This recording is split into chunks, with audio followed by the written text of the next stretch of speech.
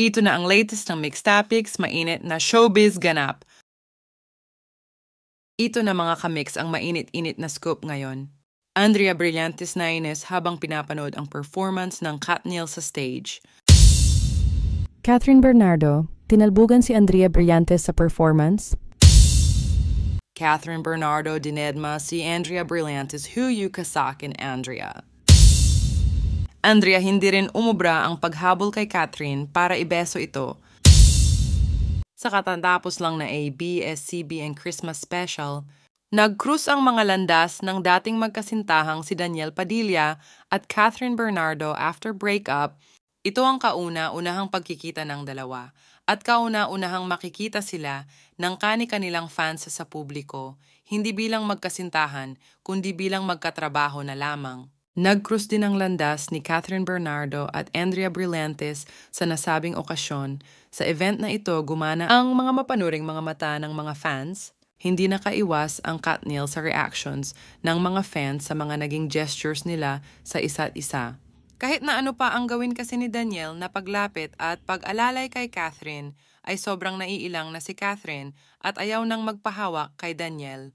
Maraming beses nagtangka si Daniel na lapitan at yakapin si Catherine sa backstage, pero hindi ito nakaisa kay Catherine. Samantala, napuna naman ng mga nanood sa event na nagpakita ng pagkainis si Andrea sa performance ni Catherine at Daniel sa stage.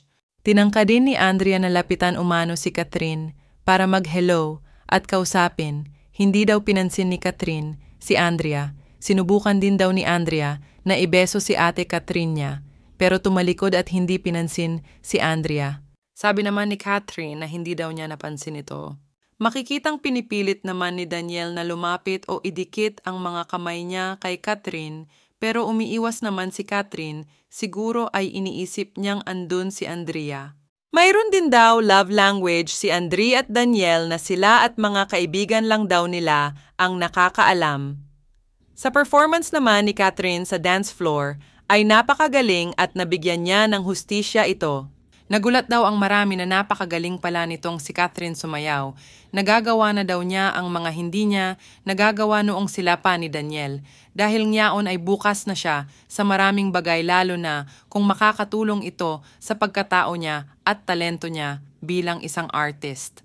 Kung sa bagay hindi naman kailangan ni Catherine ang isang Daniel o Andrea para lang sumikat dahil ang laki na ng pangalan niya at naiambag niya sa mundo ng Philippine show business. Isang Catherine Bernardo ba naman ang nagpapatrending palagi sa mundo ng showbiz. Makikita ang pagka-professional ni Catherine sa event dahil kahit ayaw niyang mahawakan siya ni Daniel ay pinapakisamahan pa rin niya ito at pilit na ngumingiti sa kanya. Ang gusto lang at laging iniisip ni Catherine ay magbigay ng saya at maipakita ang pagmamahal para sa mga fans niya. Sabi naman ng mga fans ay kahit na anong gawin na daw ni Daniel, ay hindi na magandang tignan na nilalapitan niya pa rin si Catherine kasi umiiwas na yung tao sa kanya. Lalo na daw na hindi maganda na nagpapaka-sweet at gentleman si DJ kay Catherine dahil hindi na daw dapat niyang gawin iyon kay Catherine, kayang-kaya na niya ang sarili at tapos na daw ang show ni Daniel na kunwari sweet. Na kunwari maalalahanin at gentleman dahil hindi na daw ubra sa mga fans ang ginagawa ni DJ. Lalo lang daw nakakairita tignan ang pagkukunwari ni DJ kay Catherine dahil halatang ayaw na magpahawak ni Catherine at nawalan na ito ng gana kay Daniel. Wala din daw binatbat ang performance ni Andrea kay Catherine sa nasabing event dahil napakaganda ng performance dito ni Catherine at binuhay na naman niya ang stage. Hanggang ngayon ay pabebe pa rin daw itong si Andrea sa mga ginagawa nito, lalo na kay Daniel. Siniguro naman ni Catherine na pinasaya niya ang mga fans sa stage. Magkahiwalay namang dumating si Catherine at Daniel sa event at magkahiwalay din silang umuwi.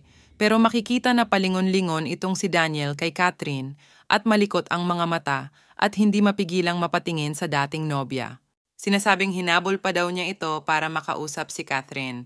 Habang naglalakad naman si Catherine palabas ay biglang lumitaw si Daniel at nakibeso-beso ito kay Catherine at hindi na nakatangi si Catherine dahil nasa harapan na niya ito. Parang nagulat pa ang dalaga sa biglang paglapit ni DJ sa kanya. Habang naghahanda naman si Catherine ay nagpapapansin naman itong si Daniel sa kanya at kunwari tinitignan niya ang kasuotan ni Catherine na parang may pagkakonserbatibo ang binata at umaastang kasintahan pa niya ito. Pero hindi naman masyadong pinansin ito ni Catherine. Sinasabing for show na lang daw ito ni Daniel para mapansin siya ng mga tao at nagpapapansin na lang daw siya kay Catherine dahil si DJ naman daw ang lapit ng lapit. Sabi naman ng iba ay hindi naman daw totoong naghiwalay ang dalawa at palabas lamang ito ng network para gumawa ng ingay sa social media at para may mapag-usapan. Baka daw next year ay maglalabasan na ang mga pelikula ng Katniel, sinasabi din daw na pinapaingay lang daw nila ang mundo ng showbiz dahil nagiging matumal na daw ito. Kung yan ang mga sabi-sabi ngayon sa social media, yan naman ang ating aalamin sa susunod mga kamex. Ano ang masasabi ninyo sa talakayang ito? Kung mayroon kayong kuro-kuro, please leave a comment in my comment section. At kung nagustuhan nyo naman ang video na ito, give me a thumbs up, pindutin ang notification bell para updated kayo sa mga bagong mixed topics at don't forget to subscribe. Thank you!